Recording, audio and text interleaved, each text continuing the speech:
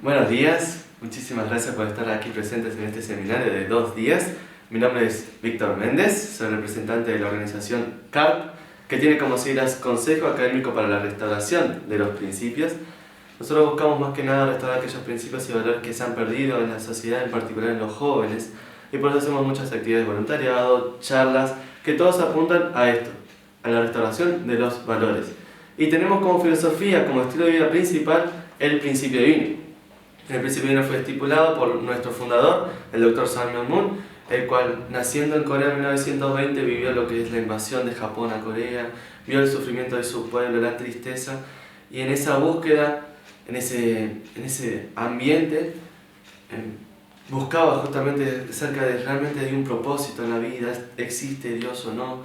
Todas esas cuestiones en su búsqueda, no simplemente con oración y meditación, sino también búsqueda intensa en lo que son las escrituras de diferentes religiones, en lo que es la ciencia, llega a una conclusión muy importante que es el principio divino. Lo que vamos a ver hoy es una introducción al principio divino.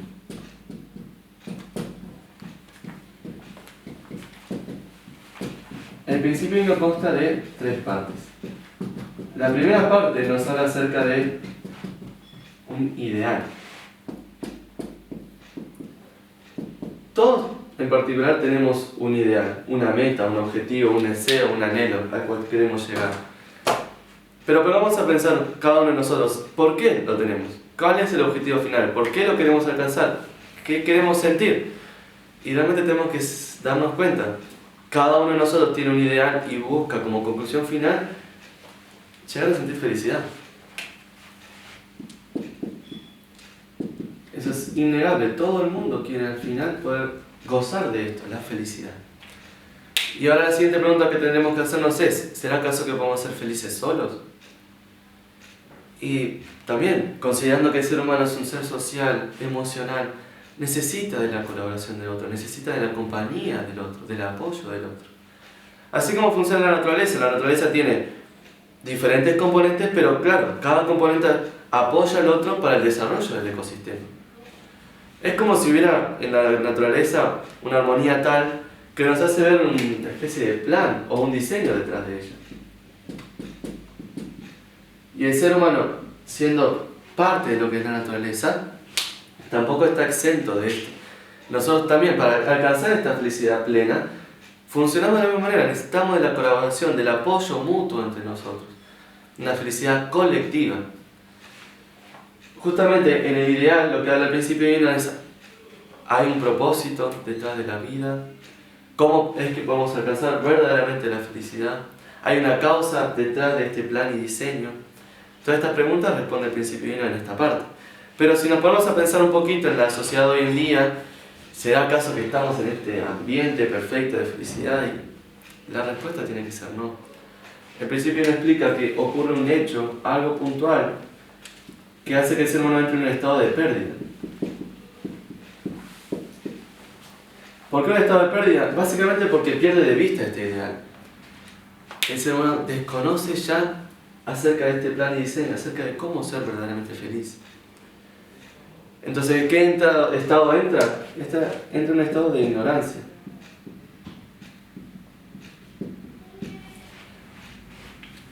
¿Por qué? Justamente porque desconoce de este ideal. ¿Y por qué decimos que ocurre un hecho puntual? Y porque realmente si nosotros decimos que la naturaleza es básicamente nuestro origen, nosotros somos parte de la naturaleza, pero somos el único ser con esta clase de ignorancia, con esta clase de disposición a incluso sacrificar al otro intentando ser feliz, capaz de eliminar al otro intentando ser feliz. Toda esa armonía que nosotros vemos en la naturaleza, nosotros pareciéramos que estamos aparte. Entonces ocurre un hecho puntual. De hecho, en lo que es el cristianismo, esto lo llaman la caída. Y otra manera que define el principio divino a la caída es caer en la oscuridad de la ignorancia. Entonces, ¿qué pasa? Como el ser humano desconoce cómo ser verdaderamente feliz, intenta ser feliz de alguna manera, pero como desconoce que la felicidad será el conjunto, se vuelve un ser egoísta, porque busca la felicidad en sí mismo. Y eso, evidentemente, como la felicidad dijimos, se da en conjunto, al ser ese hermano egoísta lo lleva a un estado de infelicidad.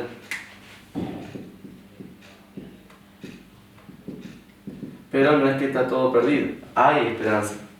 Y esa es la tercera parte justamente del principio divino. Nos habla acerca de la restauración. En esta parte el principio divino busca justamente explicar el proceso en que nosotros podemos volver a esta idea. Aquí el principio divino explica cómo se originó el mal, por qué las guerras que hay hoy en día, por qué la violencia, cuál es el origen de todo esto, por qué el ser humano entra en esta oscuridad de la ignorancia. Y en esta parte ya el principio divino empieza a explicar, bueno, hay una esperanza. No está todo perdido. Hay un camino para volver a este estado ideal. De hecho, también explica el principio divino. Una muestra de que esto existe en la historia misma. Porque a medida que pasa la historia, el ser humano inconscientemente se ha acercado a este plan, a este ideal. Pensemos hace 100 años. Si bien hoy las sociedades tienen sus problemas y sus dificultades, pensemos 100 años atrás. Resulta que ni siquiera habían derechos humanos. ¿Y qué pasa si vamos 500 años atrás, 1000 años atrás? Cada vez era, si nos ponemos a pensar, más alejado de esta realidad. Pero a medida que avanza la historia, es que nos vamos dando cuenta que nos vamos acercando a esto. Por eso el principio divino llama a la historia como la historia de la restauración.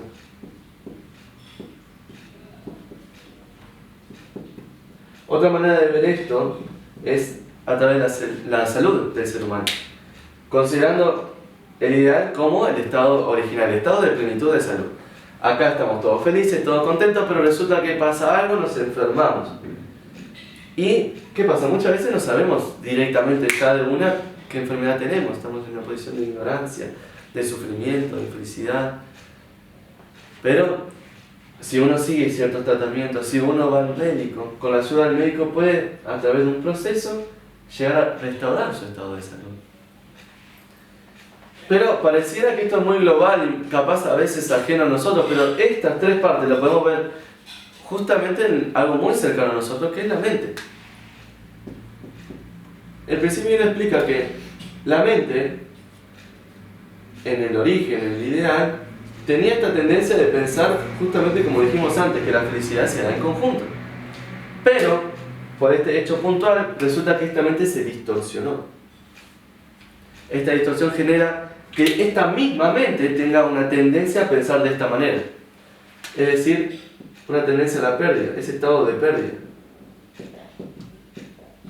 O, básicamente, al egoísmo. ¿Qué genera estos dos aspectos? Genera que esta mente, que es la fuente de nuestro deseo, la fuente de lo que nosotros hacemos en nuestras acciones, tenga dos clases de deseos.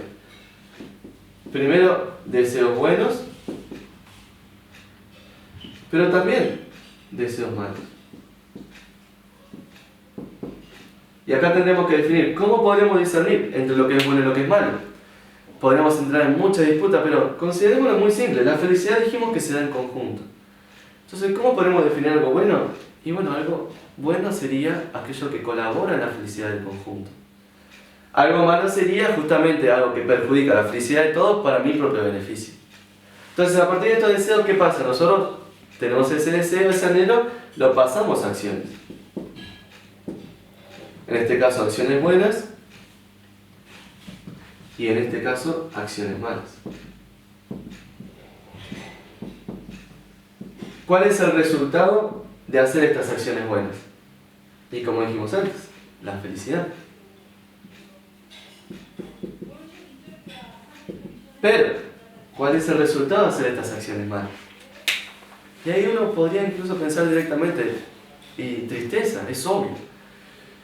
Pero lamentablemente no es tan así, porque si fuera tristeza de una, el ser humano de por sí no lo haría, no es tan tonto. Entonces, algo de felicidad le genera, porque realmente, si no, no lo haría. Las cosas serían más fáciles, porque directamente haríamos siempre lo bueno. Pero hay una diferencia, que la felicidad que se genera aquí es una felicidad de carácter verdadero, mientras que esta es falsa.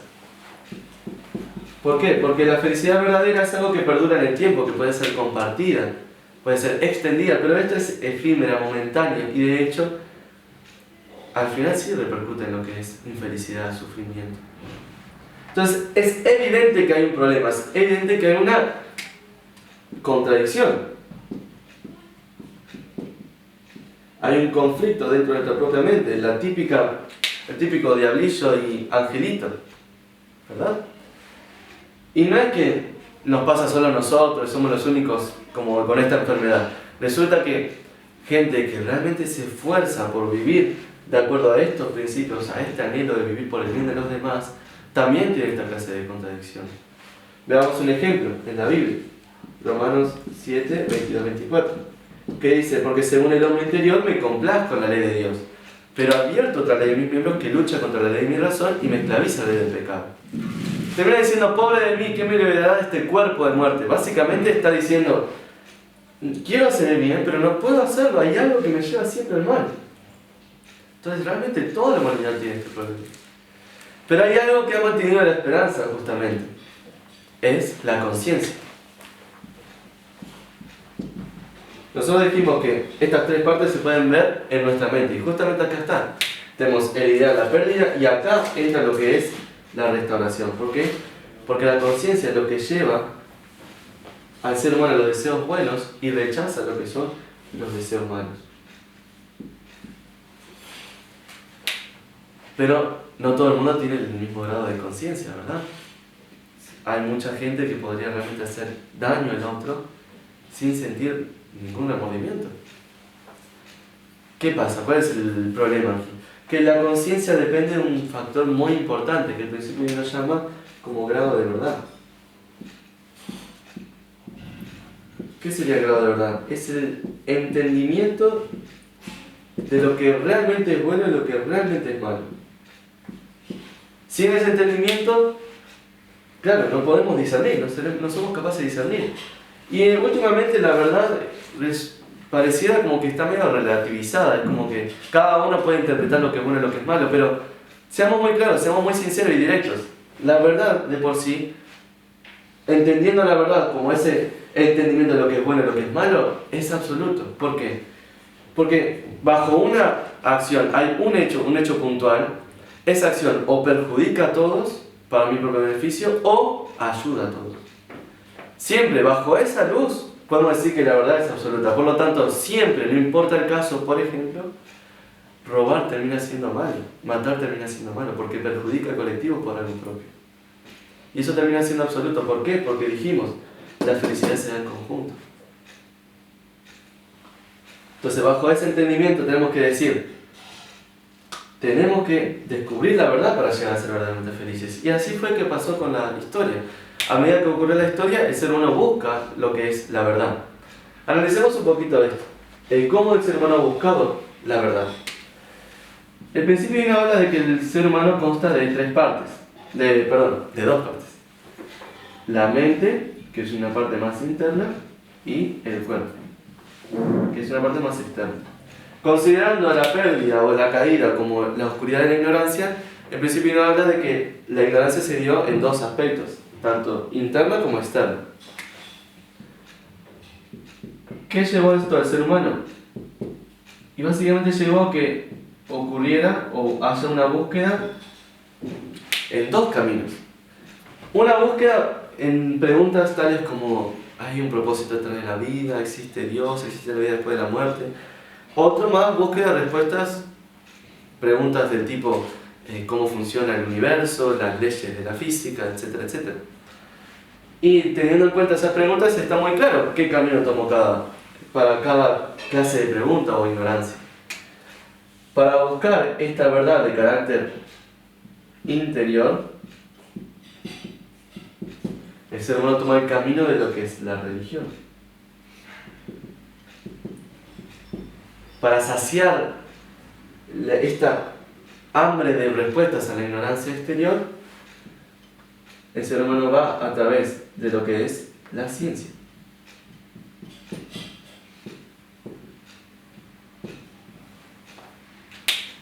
¿Cuál dijimos que era el objetivo final? Y básicamente el ser humano busca la verdad para llegar a ser verdaderamente feliz. Y la pregunta es, ¿acaso con una parte, solamente con la verdad interior o solamente con la verdad exterior, podemos ser felices? Y otra vez, la respuesta tiene que ser no. Imaginémonos a alguien que solamente se centra en lo externo. Y tenemos miles de ejemplos de famosos, actores, modelos, que terminan suicidándose en esa angustia de, si bien tengo todo lo material, se sienten vacíos por dentro, no tienen un verdadero propósito, no se sienten con valor, al punto tal de suicidarse. Pero si vamos al interno, uno podría decir, no, lo interno siempre es bueno, pero ¿qué pasa? Hay muchas personas que podrían, por lo interno, olvidarse que la felicidad es en conjunto. Dicho de otra manera, alejarse completamente de la sociedad, buscar en la soledad, buscar en su propia búsqueda esta verdad interior. Pero resulta que parte de lo que es esta felicidad, nosotros dijimos que se está en el compartir con el otro. Entonces el ser humano que solamente se centra en el interno también termina limitándose en cuánta felicidad puede conseguir. ¿Cuál es la conclusión final? Requerimos de una verdad de tipo completa. Sin esta verdad de carácter completo, no podemos llegar a ser verdaderamente felices. El momento que el ser humano lo encuentre es que va a ser feliz, verdaderamente. ¿Por qué? Porque va a lograr interpretar, entender cuál es el deseo bueno que tengo y cuál es el deseo malo. Ahora tenemos 5 minutitos para analizar cómo fue el desarrollo de la verdad interior y luego la verdad exterior, para llegar finalmente a la conclusión de esta introducción. Para eso vamos a utilizar lo que es este esquema.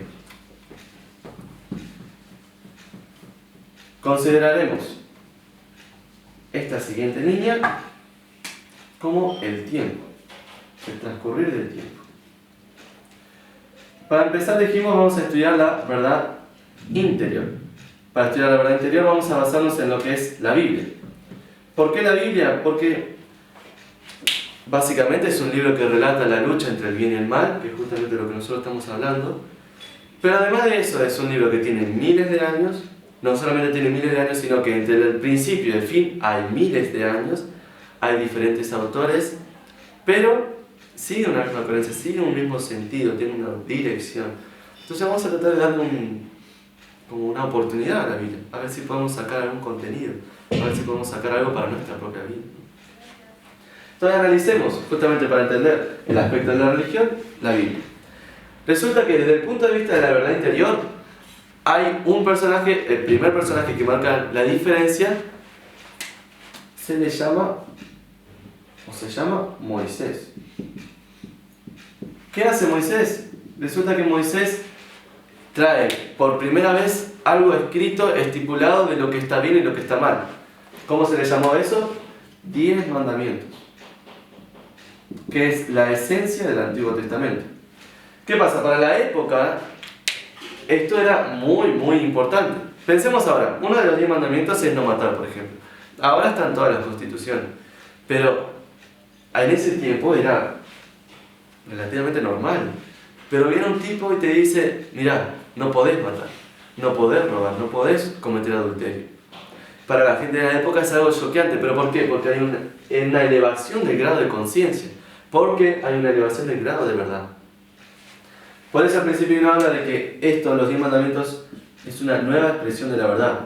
Es una enseñanza de la verdad que permite elevar el grado de conciencia y discernir entre lo que es bueno y lo que es malo. Pero aparece otro personaje esencial, que este sí es bastante conocido, que es Jesús. Luego de que aparece Moisés, aparece Jesús y ya trae otro concepto. Un poquito similar a este, pero más elevado. Él trae lo que son los evangelios.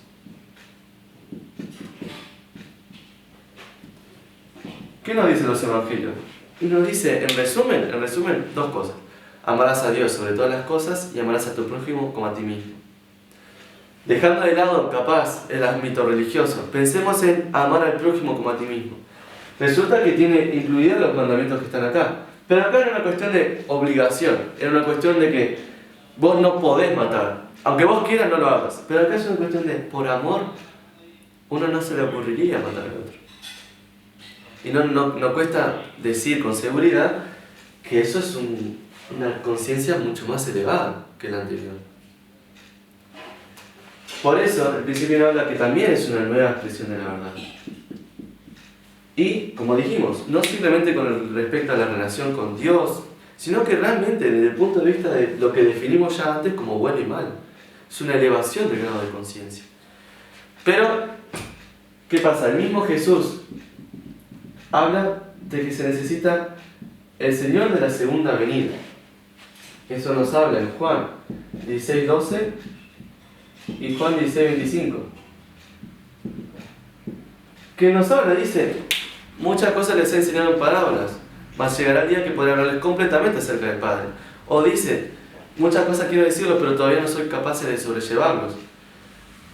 ¿Por qué esto es importante? Porque mucha gente podría pensar, ya la verdad interior ya está toda escrita, ya está todo estipulada. Pero no, el mismo Jesús habla acerca de esto, de que todavía falta algo, todavía falta una nueva expresión de la verdad. Desde el punto de vista interno todavía está faltando eso. No está todavía completo. Analicemos ahora, como dijimos, la verdad exterior.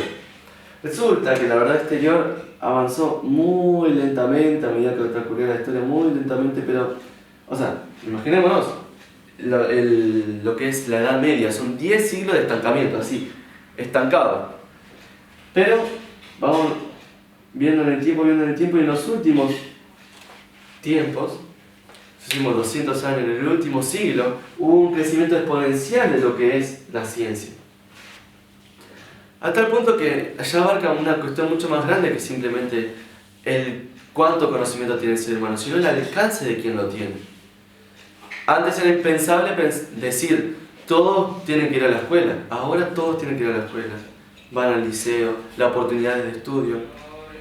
Pero no solamente una cuestión de estudio, sino también una cuestión de razonamiento. ¿Por qué? Porque ahora el ser humano entra en un estado de profundidad en su pensar, en su actuar, que empieza a necesitar respuestas que están abarcando esta parte de aquí. Antes, por ejemplo, cada persona tenía un rol dentro de la sociedad y muy pocas veces se discutían acerca de eso. Ahora cada uno es natural pensar, ¿qué voy a hacer con mi vida? ¿Qué voy a estudiar? ¿A qué me voy a dedicar? Entonces abarca una cuestión mucho más profunda que la ciencia misma en su estado actual no es capaz de responder. ¿Qué significa esto? Que desde el punto de vista de la ciencia también está faltando esto. Una nueva expresión de la verdad. Llegamos a la conclusión de que la humanidad de por sí, desde todos los aspectos, está necesitando de esto. Una enseñanza que logre elevar a la conciencia su máximo esplendor, su máxima plenitud.